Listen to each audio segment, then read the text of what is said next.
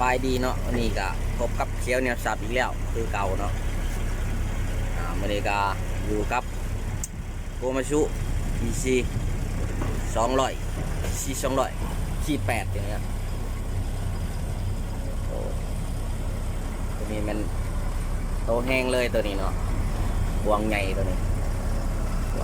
ครับทีมงานกระปอกกระแปกคือเก่าเนาะวันนี้พบกับ2เชียวเนี่ยสับเนาะมาถาดินตัวหน่อยเป็นเขาก้อนเนาะหน่อยเขาก้อนเดี๋ยวเขาน้ำลังเดี๋ยวเขาน้ำลังเนาะหน่อยเขาก้อนโอ้มือนี่แดดแห้งเลยมือนี่แดดร้ายหน่อยทีมงานรถหน่อยผมก็มาเอาเหมือน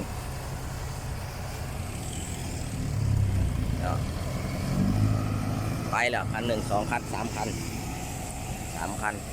นี่เป็นน้องน้ำเป็นน้องแล้วเดือดย่ำฝน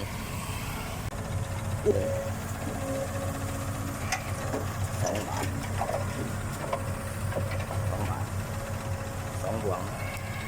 ลงใส่ไล่บ่ฮะใกล้ๆนี่เขาในวังวัดนะวะชี้แล้วแหละ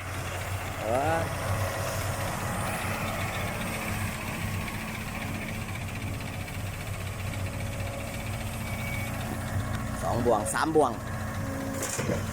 3 บ่วงบ่วงที่ 3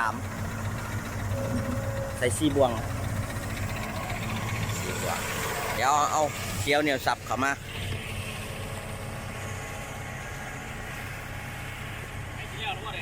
อุ้ยยังไกล2-3 คันหนึ่ง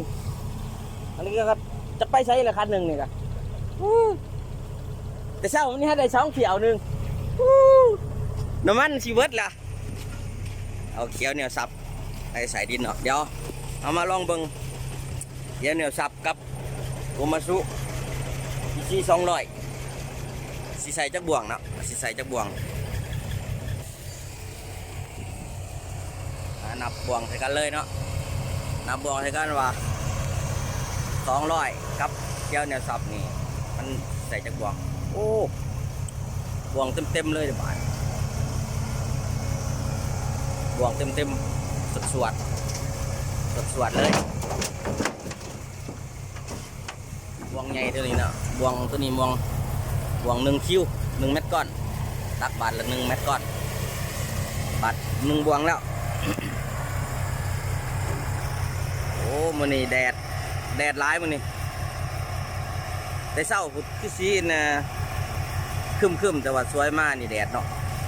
แดดร้อนร้ายนี่แต่เช้ามานี่ฮะก็ได้2 เที่ยวแลนไกลขนาดนี่บอกที่2เต็มเลยใส่เต็มเลยเนี่ยที่2โอ้มาอีกแล้วคันหนึ่งรถเสียลา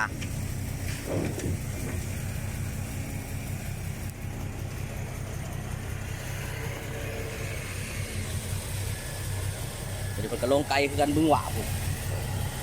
ลงบึงหวา2 บ่วงแล้วนี่เบิ่งใกล้ๆเลยเบิ่งใกล้ๆเพราะว่าเขามาเอาใกล้ๆเลยบ่วงที่ 2แล้ว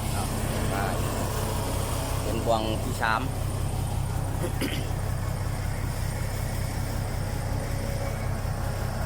บ่วงสวดรอด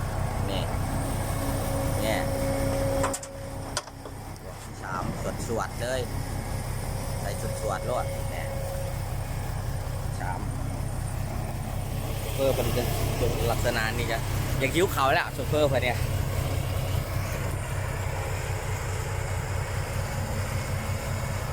นี่เป็นซ่องไม้เด้อเป็นซ่องไม้ซ่องเขียวเหนียวซับซ่องเก่าซ่องอีตึมที่เล็กเขาบ่ได้แล้วเนาะซ่องอีตึมที่เล็กสายแบกสายดันนะเขาบ่ได้ได้ตั้งซ่องไม้อีกซ่องไม้ซื้อไม้เนาะเป็นซื้อเขียวเหนียวซับ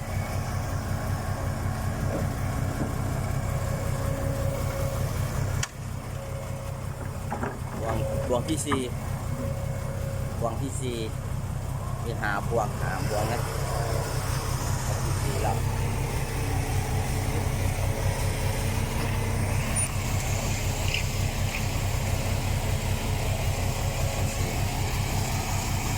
โอ้ไก่ขนาดนะ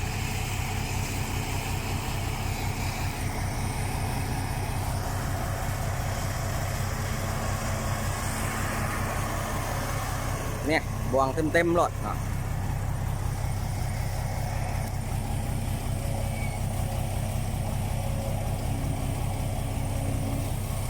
เต็มสี่หาบวงผู้ดียัดเนาะไป